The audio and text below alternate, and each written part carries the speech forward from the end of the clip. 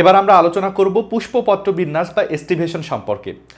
ফুলের আলোচনার সবচেয়ে বেশি গুরুত্বপূর্ণ অংশ হচ্ছে পুষ্পপত্র বিন্যাস। পরীক্ষায় প্রচুর এমসিকিউ আসে কিন্তু এই টপিক থেকে। এছাড়াও লিখিত পরীক্ষায়ও কিন্তু পুষ্পপত্র বিন্যাসের ছবি আঁকতে বলে। অনেক সময় তোমাদের ছবি আঁকতে সমস্যা হয়, আমি সবটাই তোমাদের শেখাবো, মনোযোগ দিয়ে লক্ষ্য করো। প্রথমে আমরা জেনে নিব পুষ্পপত্র বিন্যাস কাকে বলে। শব্দগুলো লক্ষ্য করো, খুবই কমন শব্দ। পুষ্পপত্র মানে হলো ফুলের পাতা। এখন ফুলের মধ্যে তো পাতা নাই, ফুলের মধ্যে রয়েছে পাপড়ি, বৃতি, এরাই হচ্ছে ফুলের পুষ্পপত্র। তাহলে আমরা মনে রাখবো পুষ্পপত্র দ্বারা কিন্তু পাপড়ি, বৃতি, উপবৃতি এদেরকে বোঝানো হচ্ছে। বিন্যাস মানে তো বুঝতেই পারছো বিন্যস্ত কিভাবে থাকে। ফুলের পাপড়ি, বৃতিগুলো কিভাবে বিন্যস্ত থাকে সেটাকেই বলা হচ্ছে কিন্তু পুষ্পপত্র বিন্যাস। ফুলের পাপড়ি এবং বৃতির বিন্যাসকেই বলা হচ্ছে পুষ্পপত্র বিন্যাস। ইংরেজিতে বলা হচ্ছে এস্টিভেশন। সাধারণত 6 ধরনের পুষ্পপত্র বিন্যাস পাওয়া যায়, সবগুলোই আমরা আগে আঁকা শিখব। পুষ্পপত্র বিন্যাসগুলো আঁকতে গেলে তোমাদের একটা করে ছোট ছোট বৃত্ত আঁকতে হবে পেন্সিল দিয়ে, এবং বৃত্তের বিভিন্ন জায়গায় মিশিয়ে মিশিয়ে সেগুলোকে একটু করে সুন্দর করে সাজিয়ে পুষ্পপত্র বিন্যাসের ছবি আঁকতে পারো। আমি একটু বৃত্তগুলো এঁকে নেই। বৃত্ত হবে মোট 5টা। আমি একটু ফাঁকা ফাঁকা করে 5টা বৃত্ত এঁকে নেই। এই যে একটা বৃত্ত, 2টা বৃত্ত, 3টা বৃত্ত, এখানে আরেকটা বৃত্ত দিয়ে দেই, 4টা বৃত্ত, 5টা বৃত্ত। আর এটা বৃত্তের মতো হবে না। 6 নম্বর যে পুষ্পপত্র বিন্যাসটা সেটা বৃত্তের মতো না, একটু অন্যরকম শেপের হয়ে গেল। এটাই কিন্তু আমাদের একটা প্রাথমিক স্ট্রাকচার। এই স্ট্রাকচারটাকেই সুন্দর করে সাজিয়ে আমরা পুষ্পপত্র বিন্যাসটাকে রেডি করে ফেলতে পারি। পুষ্পপত্র বিন্যাস আঁকার জন্য এই বৃত্তটার 5 জায়গায় আমাদের মিশিয়ে দিতে হবে। 1 জায়গায় মিশালাম, 2 জায়গায় মিশালাম, তারপরে হচ্ছে 3 জায়গায়, 4 জায়গায়, 5 জায়গায়। চিন্তা করতে হবে যেন 5টা বাহুই মোটামুটি সমান হয়। একটু সমান করার চেষ্টা করতে হবে। মোটামুটি দেখো 5 জায়গায় আমি মিশিয়ে দিয়েছি। এরকম প্রত্যেকটা বৃত্তেরই 5 জায়গায় করে আমাদের মিশাতে হবে। মিশিয়ে দিই, এটারও 5 জায়গায়, 1 জায়গায়, 2 জায়গায়, 3 জায়গায়, 4 জায়গায়, 5 জায়গায়। আবার 1 জায়গায়, 2 জায়গায়, 3 জায়গায়, 4 জায়গায়, 5 জায়গায়। আবার 1 জায়গায় মিশালাম, 2 জায়গায় মিশালাম, 3 জায়গায় মিশালাম, 4 জায়গায় মিশালাম এবং 5 জায়গায় মিশালাম। আবার 1 জায়গায়, 2 জায়গায়, 3 জায়গায়, 4 জায়গায় এবং 5 জায়গায় মিশালাম। দেখো, এভাবে তোমাকে পুষ্পপত্র বিন্যাস আঁকতে হবে। একটা বৃত্ত এঁকে নিয়ে প্রত্যেকটা বৃত্তেরই 5টা করে বাহু তৈরি করতে হবে। এখন এই বাহুগুলোকে সুন্দর করে আমি সাজাবো। দেখো এই পুষ্পপত্র বিন্যাসের ক্ষেত্রে কেমন হবে, আমি ছবিটা আগে দেখাই, তারপরে বিষয়গুলো ব্যাখ্যা করে দিচ্ছি তোমাদের। এই বাহুগুলোকে একটু সুন্দর করে মোটা করতে হবে। মধ্যভাগটা মোটা এবং প্রান্তভাগটা সূচালো। প্রত্যেকটা বাহুর ক্ষেত্রে সেম, মধ্যটা মোটা এবং প্রান্তভাগ সূচালো। মধ্যটা মোটা এবং প্রান্তভাগ সূচালো। দেখো আমি এখানে মোট 5টা বাহু এঁকেছি, 5টা পুষ্পপত্র এঁকেছি। প্রত্যেকটা পুষ্পপত্র একে অপরের থেকে কিন্তু দূরে দূরে করে অবস্থান করছে। পুষ্পপত্রগুলোর মাঝে কিন্তু অল্প একটু করে গ্যাপ রয়েছে, সবাই খেয়াল করো, গ্যাপ রয়েছে। তাহলে যদি কখনো কোনো ফুলের পুষ্পপত্র এভাবে একে অপরের থেকে দূরে দূরে করে অবস্থান করে, সেই পুষ্পপত্র বিন্যাসটাকে কিন্তু বলা হয় ওপেন। ওপেন পুষ্পপত্র বিন্যাস বাংলায় যদি আমরা লিখি তাহলে হবে কি মুক্ত। ওপেন বা মুক্ত পুষ্পপত্র বিন্যাস। ওপেন বা মুক্ত পুষ্পপত্র বিন্যাস এটা আসলে কোথায় পাওয়া যায় জানো? এটা পাওয়া যায় জবা ফুলের গোড়াতে থাকে হচ্ছে বৃতি। এই যে এই নীল রঙের স্ট্রাকচারগুলোকে বলা হয় বৃতি। এই নীল রঙের স্ট্রাকচারগুলোকে বলা হয় বৃতি। এরকম 5টা বৃতি থাকে। এই বৃতি না, বৃতির গোড়ায় আরেকগুলো ছোট ছোট বৃতির মতো কিছু জিনিসপত্র থাকে, এদের নাম হলো উপবৃতি। এই উপবৃতি, জবা ফুলের উপবৃতিগুলো এভাবে একে অপরের থেকে একটু করে আলাদা আলাদা থাকে। বুঝতে পারছো যে একটা জবা ফুলকে যদি আমরা কাটি, এই বরাবর প্রস্থ বরাবর কাটি, তাহলে দেখতে পাবো যে 5টা উপবৃতি রয়েছে। এই উপবৃতিগুলো একে অপরের থেকে একটু করে দূরে দূরে অবস্থান করছে। এই পুষ্পপত্র বিন্যাসটাকে কিন্তু বলা হচ্ছে মুক্ত পুষ্পপত্র বিন্যাস। উদাহরণগুলো আমি পরে লিখে দিচ্ছি, আপাতত কনসেপ্ট বোঝো। যে একটা জবা ফুলের গোড়াতে 5টা উপবৃতি রয়েছে, 5টা উপবৃতি এভাবে আমার আঙ্গুলের মতো সবাই দূরে দূরে অবস্থান করছে, কাটার মতো করে সবাই দূরে দূরে অবস্থান করছে। কোনো ফুলের স্তবকগুলা যেমন বৃতি, দলমণ্ডল, এগুলো যদি একে অপরের থেকে দূরে অবস্থান করে, সবাই একে অপরের থেকে যদি দূরে দূরে অবস্থান করে সেটাই হবে ওপেন বা মুক্ত। এবার পরেরটাতে চলে যাই। আমি ছবি আঁকি, তোমরা একটু লক্ষ্য করে দেখো। 5টা বাহু রয়েছে, এই বাহুগুলোর কাহিনী দেখো। সবারই মধ্যভাগটা কিন্তু মোটা। বাহুগুলোকে আমি একটু সুন্দর করে সাজাই দেই। মধ্যভাগটাকে একটু মোটা করে দিতে হবে এবং প্রান্তভাগগুলোকে কিন্তু সুচালু করতে হবে। মধ্যভাগ মোটা এবং প্রান্তভাগ সুচালু করতে হবে।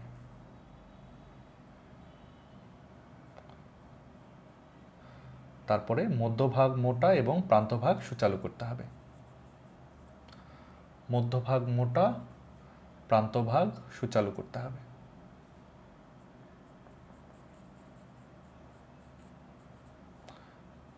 এই তো দেখো, এখানে 5টা বাহু আমরা দেখতে পাচ্ছি, 5টা পুষ্পপত্র দেখতে পাচ্ছি। চেহারা কিন্তু আগেরটার মতোই, কিন্তু আগেরটার মতো রাখা যাবে না। কি করতে হবে, এদেরকে একটু জোড়া দিতে হবে। আমরা একটু জোড়া দিয়ে দিই এদেরকে। দেখো 5টা বাহুকে আমরা একে অপরের সঙ্গে জোড়া দিলাম, দেখতে পাচ্ছ? আগেরটার মতো কিন্তু আর থাকলো না। এরা ছিল ওপেন বা মুক্ত। এবার দেখা গেল পুষ্পপত্রগুলো একে অপরের সঙ্গে জোড়া লেগে গেল। জোড়া যেহেতু লেগে গেল, তখন এদেরকে কিন্তু আমরা এদেরকে আর মুক্ত বলতে পারবো না, তখন এদেরকে বলবো আমরা ভালভেট। ভালভেট বাংলায় বললে বলা হয় প্রান্ত স্পর্শী। স্পর্শী, প্রান্ত স্পর্শী, ভালভেট বা প্রান্ত স্পর্শী। তাহলে এই পুষ্পপত্র বিন্যাসটাকে আমরা বলছি কিন্তু ভালভেট বা প্রান্ত স্পর্শী। এর পরেরটাতে চলে যাই আমরা, এটা আরও বেশি ইন্টারেস্টিং। দেখো 5টা বাহু রয়েছে, বাহুগুলোর অবস্থানটা তোমাদের একটু ভালো করে বুঝাই দেই। দেখো বাহুগুলো যদি সমান না থাকে তাহলে সমান করে নেওয়ার চেষ্টা করবে, যেভাবে সমান করা যায় আসলে একটু চেষ্টা করবে যেন সমান হয় সবকটা বাহু। ওকে, 5টা বাহু এবার কোন কনফিগারেশনে অবস্থান করবে একটু লক্ষ্য করো সবাই। 5টা বাহু কিভাবে অবস্থান করছে এবার একটু দেখো সবাই। এই বাহুটা এভাবে অবস্থান করছে, এই বাহুটা এভাবে অবস্থান করছে, এই বাহুটা এভাবে অবস্থান করছে, এই বাহুটা এভাবে অবস্থান করছে, আর এইটা এভাবে অবস্থান করছে।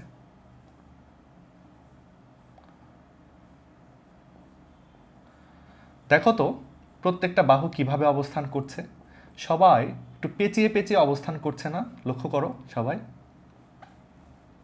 5টা বাহুই একটু পেঁচিয়ে পেঁচিয়ে অবস্থান করছে, সবাই লক্ষ্য করো।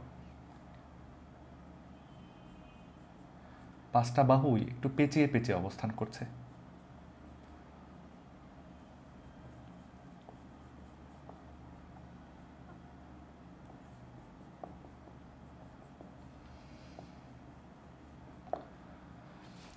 পাঁচটা বাহুই দেখো পেঁচিয়ে পেঁচিয়ে অবস্থান করছে, অর্থাৎ প্রত্যেকটা পুষ্পপত্রের দেখা যাচ্ছে একটা মাথা ভেতরের দিকে রয়েছে, অপর মাথাটা বাইরের দিকে রয়েছে। একটা মাথা বাইরের দিকে রয়েছে, একটা ভেতরের দিকে, একটা ভেতরের দিকে, একটা বাইরের দিকে। প্রত্যেকটা পুষ্পপত্র এভাবে যদি পেঁচিয়ে পেঁচিয়ে অবস্থান করে তখন সেটাকে কিন্তু আমরা বলবো পেঁচানো বা টুইস্টেড। এটাকে আমরা ইংরেজিতে বলবো হলো টুইস্টেড, বাংলায় যদি লিখি তাহলে হবে পেঁচানো। এই ক্ষেত্রে ইংরেজিগুলোই বেশি ব্যবহার হয়, এই জন্য বাংলাগুলোকে আমি কম গুরুত্ব দিয়ে লিখছি ব্র্যাকেটে। বেশি গুরুত্বপূর্ণ হচ্ছে ইংরেজি শব্দগুলাই। তাহলে বুঝতে পারলে তোমরা টুইস্টেড বা পেঁচানো এই ব্যাপারটা কি। কোনো ফুলের যদি পুষ্পপত্রগুলো এভাবে পেঁচিয়ে পেঁচিয়ে অবস্থান করে সেটাই হবে পেঁচানো বা টুইস্টেড। তুমি যদি একটা জবা ফুলের বৃতিগুলো দেখো, দেখো জবা ফুলের বৃতিগুলো গায়ে গায়ে লেগে আছে। জবা ফুলের বৃতি হবে ভালভেট বা প্রান্ত স্পর্শী। কিন্তু তুমি যদি একটা হাতে নিয়ে জবা ফুলকে হাতে নিয়ে দেখো, জবা ফুলের পাপড়িগুলো এভাবে পেঁচিয়ে পেঁচিয়ে থাকে। এটাকে বলা হচ্ছে তাহলে টুইস্টেড বা পেঁচানো। পরীক্ষায় যদি চিত্র আঁকতে বলে আশা করি কারো সমস্যা হওয়ার কথা না। চিত্র আঁকা কিন্তু খুবই সহজ। দেখলে তুমি একটা পেন্সিল কম্পাস নিয়ে যাবে, নিয়ে যেয়ে গোল করে একটা দাগ দিবে, একটা বৃত্ত এঁকে নেবে, বৃত্তের 5 জায়গায় মিশিয়ে নেবে, নিয়ে এভাবে এঁকে দিবে। আমি তোমাদের এই জন্য ছবি এঁকে এঁকে দেখাচ্ছি যাতে করে তোমরাও আঁকতে পারো। তারপরে দেখো এইটাকে আমরা একটু মডিফাই করে ফেলি। বাহুগুলো সমান হয়নি, একটু সমান করতে হয় বাহুগুলো একটু সমান করছি আমি, একটু সময় দাও। দেখো একটু বাহুগুলো 5টা বাহুকেই সমান করব আমরা আগে, তারপরে যা করার সেগুলো করতে হবে। 5টা বাহুকে সমান করা আমাদের প্রথম কাজ। মোটামুটি 5টা বাহু এবার সমান হয়েছে। এবার আমরা যেটা পড়ব এটাকে বলা হয় ইমব্রিকেট। আমি আগে নামটাই লিখে ফেললাম, ইমব্রিকেট। ইমব্রিকেটের বাংলা আসলে বই দেওয়া নাই, এই জন্য আমরাও পড়বো না। ইমব্রিকেটই এটা মনে রাখবো। ইমব্রিকেটের বেলায় কি হবে তোমরা একটু লক্ষ্য করো, ইমব্রিকেটের বেলায় কি হতে যাচ্ছে আমি বলে দিচ্ছি, তোমরা ভালো করে মনোযোগ দিয়ে মনে রেখো। ইমব্রিকেটের ক্ষেত্রে দেখা যাবে একটা পুষ্পপত্র বা পাপড়ি সম্পূর্ণ বাইরের দিকে অবস্থান করবে, অর্থাৎ তার দুই মাথায় কিন্তু বাইরে, দুই মাথায় কিন্তু আমরা বাইরে দেখতে পাচ্ছি। এর পাশে যেটা রয়েছে, এর পাশে যেটা রয়েছে এরকম একটা ঘটনা ঘটছে। তার পাশেরটার বেলায় কি হচ্ছে দেখো, তার এক মাথা কিন্তু ভেতরের দিকে, আরেক মাথা কিন্তু বাইরের দিকে বেরিয়ে গেছে। খেয়াল করো, এই মাথাটা কিন্তু ভেতরের দিকে আর এই মাথাটা কিন্তু বাইরের দিকে থাকবে। তার পাশেরটারও সেম ঘটনা, এক মাথা কিন্তু ভেতরের দিকে, এটা দেখো এক মাথা ভেতরের দিকে, অপর মাথাটাও কিন্তু বাইরের দিকে, এক মাথা ভেতরে থাকছে আরেক মাথা বাইরের দিকে থাকছে। এবার এটার বেলায় হবে কি দেখো, তার দুই মাথায় ভেতরের দিকে, আর এটার বেলায় হবে কি এক মাথা ভেতরে আরেক মাথা বাইরে। আমি আরেকটু সৌন্দর্য বর্ধনের কাজ করি এখানে, একটু দেখতে যেন ভালো লাগে এদেরকে। এখানে কি হচ্ছে একটু মনোযোগ দিয়ে তোমরা লক্ষ্য করো, এখানে কি হচ্ছে একটু মনোযোগ দিয়ে তোমরা লক্ষ্য করো। দেখো দেখো এই পুষ্পপত্রটা, মনে করো ফুলের এই পাপড়িটা সম্পূর্ণ বাইরের দিকে অবস্থান করছে, এই কিন্তু সম্পূর্ণ বাইরে অবস্থান করছে, কলম লিখছে না, সম্পূর্ণ বাইরে অবস্থান করছে এটা। আর এই পাপড়িটা দেখো ফুলের, মনে করো এই পাপড়িটা সম্পূর্ণ ভেতরে অবস্থান করছে। আর বাদ বাকি এই তিনজন, এইটা এইটা আর এইটা, এই তিনজন কিন্তু অর্ধেক বাইরে অর্ধেক ভেতরে, অর্ধেক বাইরে অর্ধেক ভেতরে, অর্ধেক বাইরে অর্ধেক ভেতরে। পাঁচটা পাপড়ির মধ্যে একটা পাপড়ি সম্পূর্ণ বাইরে, আরেকটা পাপড়ি সম্পূর্ণ ভেতরে, আর বাদ বাকি তিনটা পাপড়ি দেখো পাকানো অবস্থায় রয়েছে। এই অবস্থাটাকেই বলছি আমরা ইমব্রিকেট পুষ্পপত্র বিন্যাস। যদি কোনো পুষ্পপত্র বিন্যাসের ক্ষেত্রে দেখা যায় পাঁচটা পাপড়ির মধ্যে একটা পাপড়ি সম্পূর্ণ বাইরে, একটা সম্পূর্ণ ভেতরে, তিনটা পাকানো অবস্থায়, তখন তাকে বলবো আমরা ইমব্রিকেট। এর পরেরটাতে চলে যাই, এর পরেরটার নাম হচ্ছে কুইন কানসিয়াল। কুইন কানসিয়াল, কুইন কানসিয়ালের ক্ষেত্রে কি হবে, আমি একে ফেলি, আঁকতে আঁকতেই তোমরা একটু দেখো কি ব্যাপারটা। এখানে পাঁচটা বাহুকে একটু সমান করার চেষ্টা করি। ওকে, দেখা যাচ্ছে যে এই পাপড়িটা সবচেয়ে বাইরের দিকে অবস্থান করবে, এটা বাইরের দিকে অবস্থান করছে, ভালো কথা।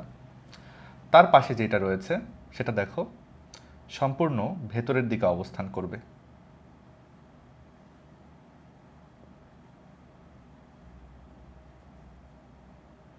এটা সম্পূর্ণ ভেতরের দিকে অবস্থান করবে। তার পাশে যেটা সেটাও সম্পূর্ণ বাইরের দিকে অবস্থান করবে। দেখো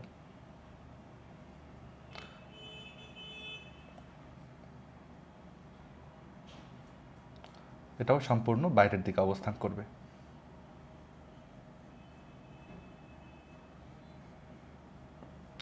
তারপরে যেটা রয়েছে সেটা আবার সম্পূর্ণ ভেতরে অবস্থান করবে।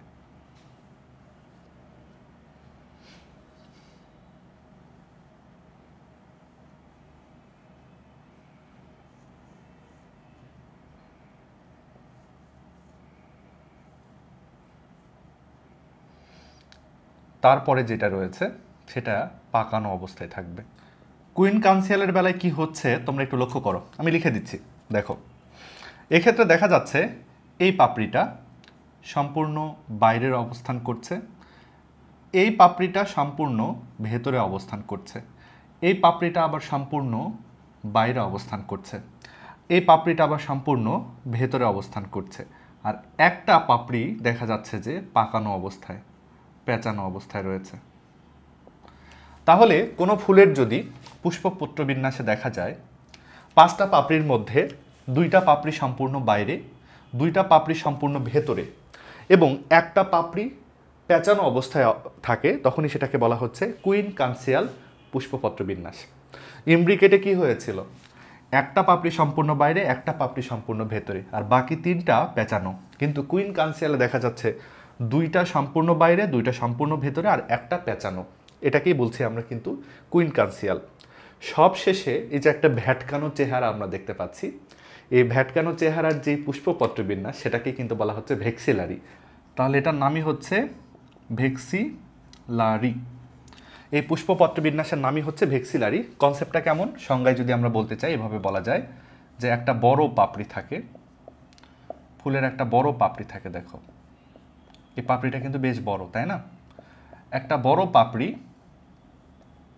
দুইটা ছোট পাপড়িকে ঢেকে রেখেছে। এটা একটা ছোট পাপড়ি, এটা দেখো আরেকটা ছোট পাপড়ি। একটা বড় পাপড়ি তাহলে দুটা ছোট পাপড়িকে ঢেকে রেখেছে। এই দুটা ছোট পাপড়ি ঢেকে রাখবে আরও দুইটা ছোট পাপড়িকে। দেখো এই যে আরও দুইটা ছোট পাপড়ি এখানে দিয়ে দিলাম। মোট পাপড়ির সংখ্যা 5টা। একটা পাপড়ি বেশ বড়, বড় পাপড়িটা দুইটা ছোট পাপড়িকে ঢেকে রেখেছে। এই দুটা ছোট পাপড়ি আবার ঢেকে রেখেছে আরও দুইটা ছোট পাপড়িকে। এই হচ্ছে সব মিলে 5টা পাপড়ি দ্বারা গঠিত ভেক্সিলারি পুষ্পপত্র বিন্যাস। তাহলে কিন্তু আমরা পুষ্পপত্র বিন্যাস কোনটা কেমন থিওরিটা বুঝেছি আশা করি। 5টা পাপড়ি সবাই আলাদা আলাদা, মুক্ত বা ওপেন। 5টা পাপড়ি গায়ে গায়ে যুক্ত, তার নাম ভালভেট বা প্রান্ত স্পর্শী। 5টা পাপড়ি পেঁচিয়ে পেঁচিয়ে অবস্থান করছে, টুইস্টেড বা পেঁচানো। 5টা পাপড়ির মধ্যে একটা সম্পূর্ণ বাইরে, একটা সম্পূর্ণ ভেতরে, 3টা পেঁচানো, ইমব্রিকেট।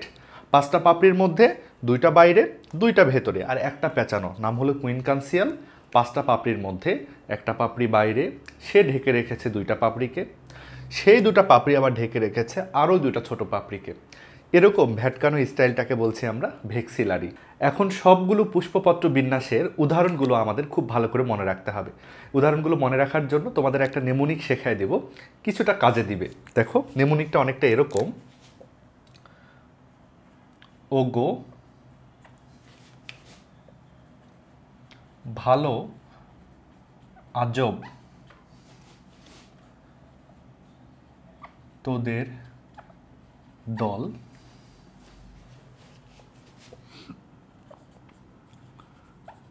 ইমরুল কৃষক কোন পাশে ভাগছে। নেমোনিকটা খুবই সিম্পল, একটু বোঝার চেষ্টা করো। মনে করো তোমরা একটা দল নিয়ে কোথাও বেড়াতে যাচ্ছ, তো দলের মধ্যে ইমরুল কৃষক বলে একজন সদস্য আছে, সে ভেগে গেছে বা হারিয়ে গেছে। তখন তুমি তোমার দলের আরেক সদস্যকে বলছো যে ওগো ভালো আজব তোদের দল, ইমরুল কৃষক কোন পাশে ভাগছে, তাই না? এরকম ব্যাপার। এখন এগুলো দ্বারা আসলে কি বোঝানো হচ্ছে আমি তোমাদের একটু ভেঙে দিই, লক্ষ্য করো। সহজে তোমরা বুঝতে পারছো যে এখানে ও দ্বারা ওপেন বোঝানো হচ্ছে। আর গো থেকে কি? গ থেকে হচ্ছে গন্ধরাজ, গ থেকে হচ্ছে গন্ধরাজ, গ থেকে হলো গন্ধরাজ।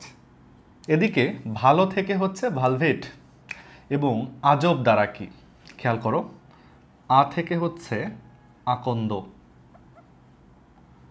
আকন্দ, জ থেকে হচ্ছে জবা এবং ব থেকে হচ্ছে বাবলা।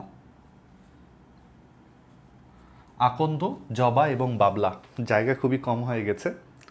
এদিকে তোদের দল, তোদের থেকে টুইস্টেড এবং দল দ্বারা আসলে জবার দল বোঝানো হচ্ছে। দেখো জবা কিন্তু এখানেও রয়েছে, ভালভেটেও জবা রয়েছে, টুইস্টেডও জবা। ভালভেটে জবার কিন্তু বৃতির কথা বোঝানো হচ্ছে। জবার বৃতি বা জবার এই যে এই জিনিসটা, জবার এই জিনিসটা হচ্ছে ভালভেট বা প্রান্ত স্পর্শী। কিন্তু জবার পাপড়ি বা দলমণ্ডল যদি চিন্তা করি তারা কিন্তু টুইস্টেড। তোদের দল দ্বারা আসলে আমি জবার দল বোঝাচ্ছি, জবার দলমণ্ডলটা হচ্ছে পেঁচানো বা টুইস্টেড। আচ্ছা ইমব্রিকেটে চলে আসো। ইমরুল থেকে ইমব্রিকেট, কৃষক দ্বারা কি বোঝানো হচ্ছে? এখানে কৃষ শব্দ দ্বারা বোঝাচ্ছে কৃষ্ণচূড়া। কৃষ মানে হচ্ছে কৃষ্ণচূড়া এবং ক থেকে হচ্ছে কালকাসুন্দা, কালকাসুন্দা, কালকাসুন্দা এবং কৃষ্ণচূড়া। এদিকে কুইনকানসিয়ালে চলে যাই। কোন থেকে হচ্ছে কুইনকানসিয়াল? পা থেকে কি? পা থেকে হচ্ছে পেয়ারা, পা থেকে হচ্ছে পেয়ারা এবং সে থেকে কি? সে থেকে হচ্ছে সরিষা, সে থেকে হচ্ছে সরিষা। ভেক্সিলারিতে চলে যায়। ভাগ থেকে হচ্ছে ভেক্সিলারি, আর এই যে সে আছে না, শেষ থেকে কি হবে? সে থেকে হচ্ছে সিম, সোলাও হতে পারে। এই তাহলে আমরা মনে রাখব গন্ধরাজে আমরা পাবো ওপেন বা মুক্ত পুষ্পপত্র বিন্যাস, জবা, আকন্দ এবং বাবলাতে আমরা পাবো ভালভেট বা প্রান্ত স্পর্শী। মনে রাখতে হবে এক্ষেত্রে জবার কিন্তু বৃত্তি, জবার বৃত্তি হচ্ছে ভালভেট বা প্রান্ত স্পর্শী। টুইস্টেডে যদি আমরা চলে যাই তাহলে আমরা দেখব জবার দল হচ্ছে এরকম পাকানো বা টুইস্টেড। ইমব্রিকেট কোথায় পাবো আমরা? কৃষ্ণচূড়া এবং কালকাসুন্দাতে। কুইন কানসিয়ালে কি পাবো আমরা? কোথায় পাবো আমরা? পেয়ারাতে এবং সরিষাতে। ভেক্সিলারি পাবো আমরা সিমে, ছোলাতে, মটরশুঁটিতে। কিন্তু ব্যাড নিউজ হচ্ছে এদের শুধু বাংলাটা জানলেই হবে না, এদের কিন্তু বৈজ্ঞানিক নামও অনেক সময় পরীক্ষায় আসে। কাজে আমাদের সবগুলোর বৈজ্ঞানিক নামও কিন্তু মুখস্থ করতে হবে। যদিও খুব আনকমন কোনো গাছ নাই, সবে আমাদের পরিচিত গাছ। বৈজ্ঞানিক নামগুলো পড়তে পারলে আমাদের জন্য বেশ ভালো। আমি একটু লিখে দিচ্ছি এবং বৈজ্ঞানিক নামগুলো তোমাদের বুঝিয়ে দিচ্ছি। এবার প্রত্যেকটা উদাহরণের বৈজ্ঞানিক নাম, তাদের উচ্চারণ এবং নামগুলোর অর্থ তোমাদের একটু বুঝিয়ে দেই, সবাই লক্ষ্য করো। প্রথমে গন্ধরাজের বৈজ্ঞানিক নামে আসি। গন্ধরাজের বৈজ্ঞানিক নাম হচ্ছে গার্ডেনিয়া জেসমিনয়েডস। এইগুলোর অর্থ কি আসলে? গার্ডেনিয়া এই কথাটা এসছে একজন বিজ্ঞানী যার নাম গার্ডেন, আলেকজান্ডার গার্ডেন, তার নাম থেকে, তার সম্মানার্থে এই নামটা দেওয়া হয়েছে। জেসমিনয়েড, এই অয়েড মানে হলো মতো, জেসমিন মানে হলো জুই, অয়েড মানে হলো মতো। জুয়ের মতো একটা ফুল, জুয়ের মতো একটা ফুল গন্ধরাজ, এই জন্য তার নাম হলো জেসমিনয়েড। জেসমিন মানে জুই, অয়েড মানে মতো, জেসমিনয়েড মানে জুয়ের মতো, জুই ফুলের মতো, তাহলে এই জন্য গন্ধরাজের নাম কিন্তু জেসমিনয়েড।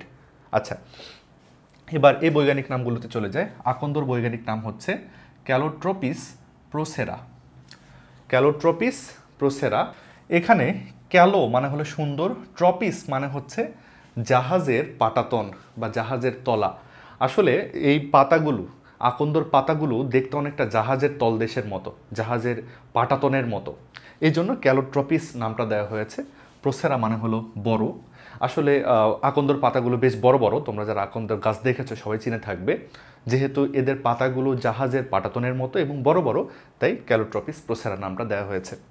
এদিকে জবার বৈজ্ঞানিক নাম হলো হিবিস্কাস রোজা সাইনেনসিস বা সাইনেনসিস।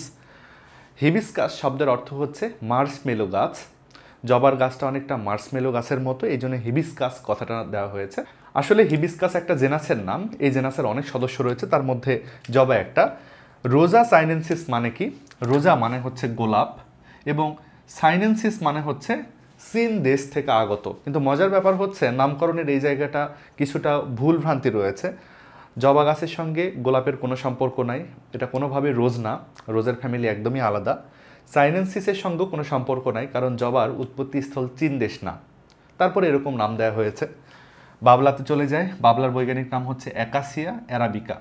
অ্যাকাসিয়া শব্দের মানে হলো কাঁটা, বাবলার গাছে কিন্তু কাঁটা থাকে তোমরা দেখবে। এবং অ্যারাবিকা কেন? কারণ আরব অঞ্চলের মধ্যে এই গাছটাকে পাওয়া গিয়েছিল। উৎপত্তি স্থল বা কোথায় জন্মে তার উপর ভিত্তি করে অ্যারাবিকা নামটা দেওয়া হয়েছে। এদিকে টুইস্টেডে জবার দল, জবা তো অলরেডি পড়েছি, কিন্তু আমি আগে তোমাদের বলিনি, এখন আরেকটা উদাহরণ অ্যাড করে দিচ্ছি। টুইস্টেড পাওয়া যাবে করবি ফুলের মধ্যে। করবি ফুলের যেই পাপড়িগুলো তারা টুইস্টেড অবস্থায় থাকে। করবি ফুলের বৈজ্ঞানিক নাম হচ্ছে নেরিয়াম ইন্ডিকাম। নেরিয়াম ইন্ডিকাম আমাদের মনে রাখতে হবে, করবি ফুল হচ্ছে নেরিয়াম ইন্ডিকাম। নেরিয়াম শব্দের মানেই হচ্ছে করবি, এবং ইন্ডিকাম কেন? কারণ ইন্ডিয়া অঞ্চলে এর উৎপত্তি স্থল, তাই। তাহলে নেরিয়াম ইন্ডিকাম হচ্ছে করবি ফুলের বৈজ্ঞানিক নাম। এদিকে কৃষ্ণচূড়াতে চলে আসো। কৃষ্ণচূড়ার বৈজ্ঞানিক নাম হচ্ছে ডেলোনিক্স রেজিয়া। ডেলোনিক্স রেজিয়া। এখানে ডেলোনিক্স শব্দটার মানে হচ্ছে আঙ্গুল। তুমি কৃষ্ণচূড়ার ফুল দেখলে দেখবে ফুলগুলো অনেকটা হাতের আঙ্গুলের মতো, তাই এই জন্য ডেলোনিক্স কথাটা আছে। রেজিয়া মানে হলো রাজকীয়, রাজা বাচ্চাদের বাড়িতে কৃষ্ণচূড়ার গাছ থাকতো হয়তো, রাজকীয় কথাটা রেজিয়া শব্দের অর্থ। এদিকে কালকাসুন্দার নাম হচ্ছে, বৈজ্ঞানিক নাম হচ্ছে ক্যাসিয়া সোফেরা। এখানে ক্যাসিয়া শব্দটার অর্থ হচ্ছে গাছের বাকল। তাহলে এই কালকাসুন্দা গাছের বাকলটা খুব ঔষধি উপাদান হিসেবে ব্যবহার হয়, এজন্য ক্যাসিয়া কথাটা আছে। সোফেরা মানে হচ্ছে হলুদ। আসলে কালকাসুন্দা ফুলগুলো দেখতে হলুদ রঙের, গাছের বাকল ওষুধ হিসেবে ব্যবহার হয় তাই ক্যাসিয়া, আর ফুলগুলো হলুদ রঙের এই জন্য সোফেরা। এভাবে একত্রে ক্যাসিয়া সোফেরা বৈজ্ঞানিক নামটা দেওয়া হয়েছে। কুইন কানসিয়াল। কুইন কানসিয়ালের উদাহরণ আমরা পাচ্ছি পেয়ারা এবং সরিষা। পেয়ারার বৈজ্ঞানিক নাম হচ্ছে সিডিয়াম গুয়াজাভা। এখানে সিডিয়াম শব্দটার মানে হলো গোল, গোল ফল। আসলে পেয়ারা তো গোলতে, তাই না? এই জন্য সিডিয়াম কথাটা রয়েছে। গুয়াজাভা তোমরা জানো গুয়াজাভা শব্দের মানেই কিন্তু আসলে পেয়ারা, তাহলে এর আসলে খুব কঠিন কোনো বৈজ্ঞানিক নাম না। সিডিয়াম মানে গোল, গুয়াজাভা মানে পেয়ারা, তাহলে এটাই হচ্ছে পেয়ারার বৈজ্ঞানিক নাম। সরিষার বৈজ্ঞানিক নাম হচ্ছে ব্রাসিকা নাপাস। এখানে ব্রাসিকা কথাটা এসছে ব্রাসিকেসি ফ্যামিলি থেকে। সরিষা আসলে ব্রাসিকা ফ্যামিলির সদস্য বা ফুলকপি বা বাঁধাকপি ফ্যামিলির সদস্য। ওই কপি ফ্যামিলির সদস্য বলে ব্রাসিকা কথাটা আছে। তোমরা ফুলকপি বাঁধাকপির বৈজ্ঞানিক নাম শুনেছো, দেখবে ওখানেও কিন্তু ব্রাসিকা কথাটা আছে। ন্যাপাস শব্দের মানেই হচ্ছে সরিষা, এই হচ্ছে সরিষার বৈজ্ঞানিক নাম। আমরা যদি ভেক্সিলারিতে যাই দেখব মটর, মটরের বৈজ্ঞানিক নাম হচ্ছে পিজাম স্যাটিভাম। পিজাম শব্দটা পি থেকে এসছে, পি শব্দের মানেই মটর আমরা জানি, আর স্যাটিভাম মানে হলো চাষ করা। আসলে যে সকল শস্য চাষ করা হয় তার নামে শেষে কিন্তু এরকম স্যাটিভাম নামের পদটা ব্যবহার করা হয়। তোমরা কিন্তু ধানের বৈজ্ঞানিক নামে দেখবো ওরাইজা স্যাটিভা লেখা আছে, তাই না? স্যাটিভা শব্দের মানে হলো চাষ করা। সিমের বৈজ্ঞানিক নাম হচ্ছে লাবলাব পারপিউরিয়াস। মজার ব্যাপারটা দেখো, লাবলাব শব্দটা কিন্তু আরবিক শব্দ। আমরা কিন্তু ল্যাটিন শব্দই বেশিরভাগ ক্ষেত্রে বায়োলজিতে পাই, কিন্তু একটা আরবি শব্দ পাচ্ছি ল্যাবলাব, আরবি শব্দ, এর অর্থ হলো সিম। এবং পারপিউরিয়াস মানে হচ্ছে পার্পল কালার। আসলে সিমের ফুলটা দেখতে পার্পল কালারের, এই জন্য পারপিউরিয়াস কথাটা রয়েছে। এই হচ্ছে প্রত্যেকটা উদাহরণ এবং তাদের বৈজ্ঞানিক নাম।